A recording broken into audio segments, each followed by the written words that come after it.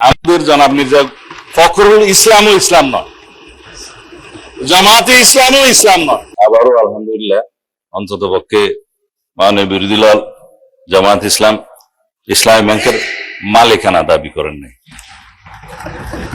আপনারা বলেছেন যে ন্যায় নীতির পথে ফেরত আসতে হবে, ওই ন্যায় নীতির পথে ফেরত আসার জন্য বাংলাদেশ ব্যাংক ব্যবস্থা গ্রহণ করবে মাননীয় স্পিকার।